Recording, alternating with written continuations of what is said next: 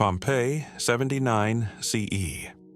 Above a busy Roman bakery, in an upstairs room built for wine and music, a painted god reclines on a chariot, forever mid-toast to a woman playing a harp across from him. Then the mountain outside the city tears itself open. Ash falls first, then heat, then collapse. The wooden ribs holding up that painted ceiling rot and give way, and the god, the chariot, the centaurs, and the woman fall to the floor in pieces.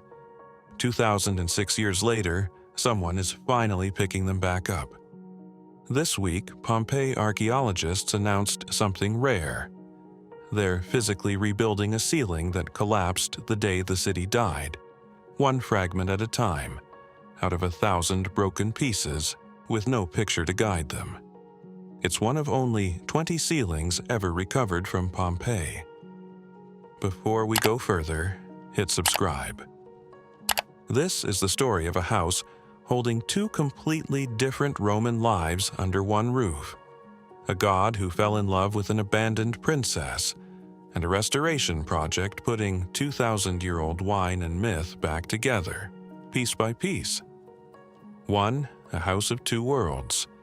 The building archaeologists now call the house with bakery sits in Regio IX, one of the busiest residential districts of ancient Pompeii, and it lived a kind of double life.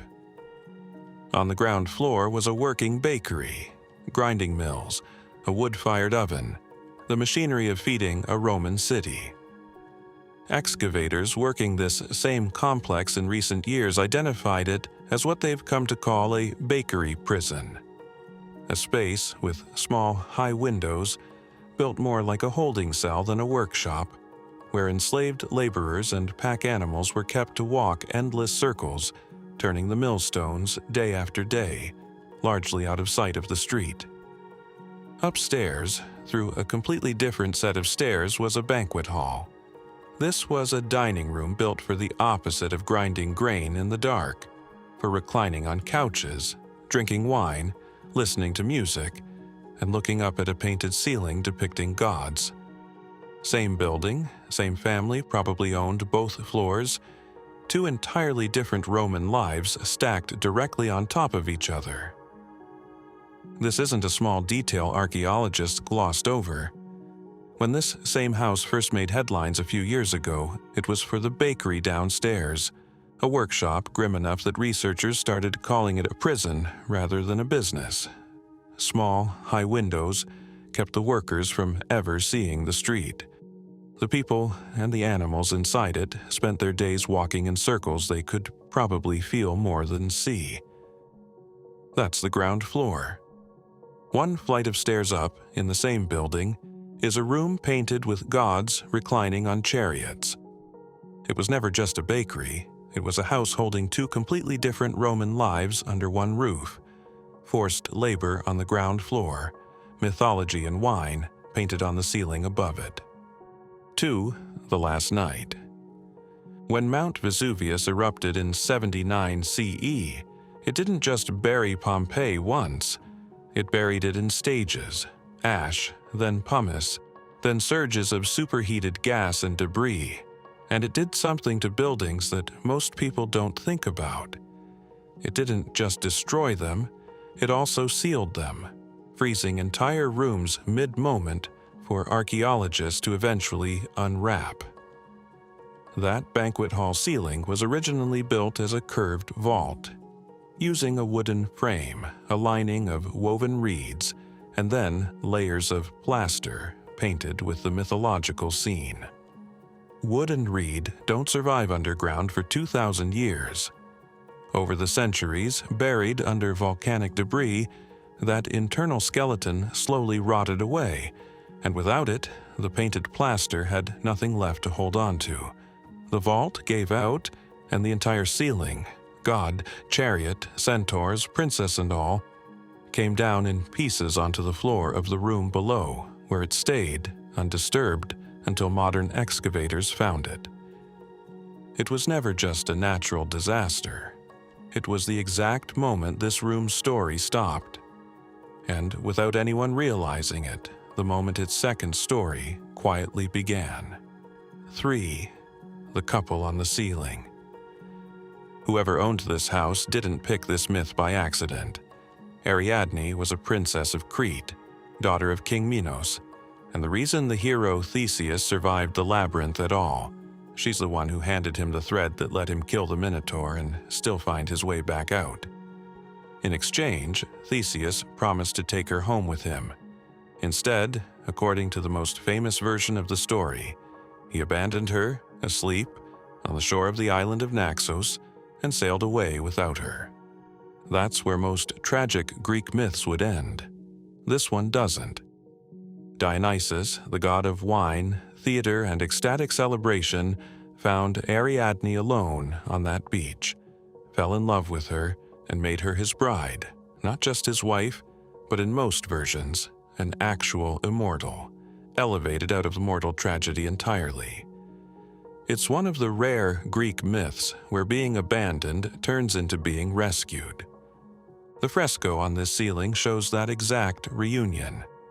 Dionysus reclines on a chariot facing Ariadne, who plays a harp across from him.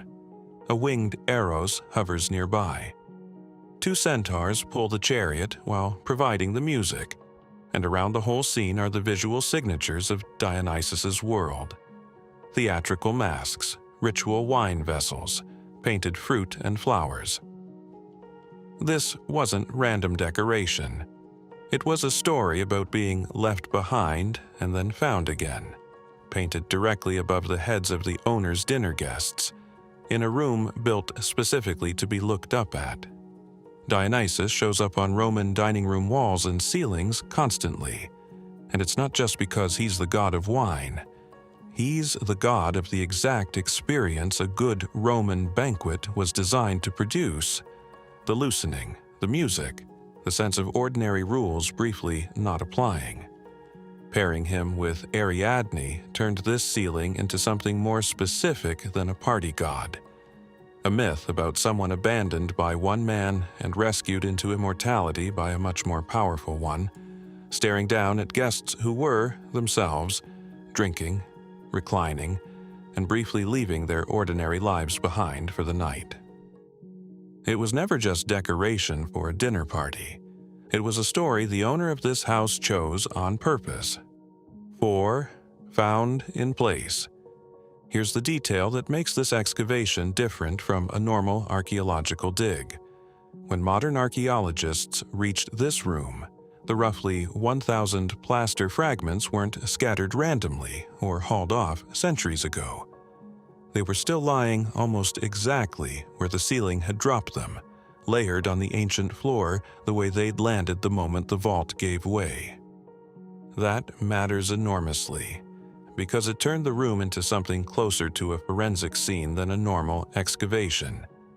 The position of each fragment on the floor, which piece landed near which edges were still loosely touching, gave archaeologists real clues about where each piece had originally sat on the curved ceiling above. In a sense, the room had been quietly holding onto its own answer key for 2,000 years, waiting for someone to notice. It was never just rubble on a floor. It was a puzzle that had been sitting untouched, in its own broken order, since the year 79, and the room itself had unknowingly preserved the answer key the whole time. 5. The puzzle with no box. Since 2023, a team of restorers and archaeologists has been working through those fragments methodically, collecting them, cleaning them, cataloging every single piece, and slowly matching broken edges back together the way you'd assemble a jigsaw puzzle with no finished picture to check your work against. To actually put the pieces back in 3-dimensional space, the team built a modular support frame shaped to match the ceiling's original curved vault, essentially rebuilding the empty sky the fragments used to hang from, so each piece can be set back into its correct position and angle. The team also made a deliberate choice you'll see in serious restoration work. Where pieces are still missing, they leave the gaps visibly empty, rather than guessing and painting something in. It's slower, and it means the ceiling looks unfinished right now, on purpose. because a convincing fake gap is worse than an honest one. As of the project's public unveiling this July, at the close of an international workshop on Pompeii's ongoing discoveries, a little more than a quarter of the original ceiling had been reassembled, with many more fragments still sitting in storage, waiting for restorers to find where they belong. It was never just conservation work. It was archaeologists choosing, on purpose, to leave the missing pieces visibly missing, so nobody 2,000 years from now mistakes their best guess for the original truth. 6. Why this one matters.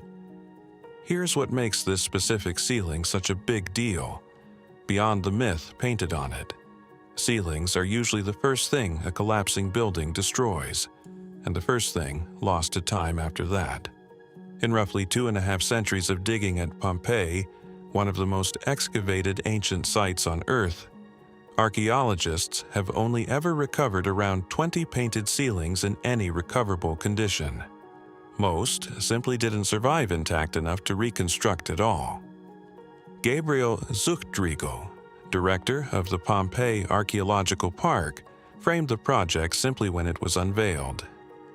Italy, he said, is a world leader in archaeological restoration, and Pompeii plays a central role in that effort. What he didn't have to say out loud is that this particular restoration isn't finished. It's not a discovery you watch happen once and move on from.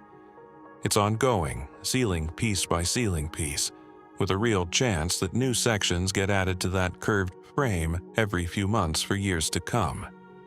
It also says something about Pompeii itself. This is a city that's been excavated, written about, and photographed for over 250 years, and archaeologists are still opening rooms nobody in the modern world has ever seen fully assembled.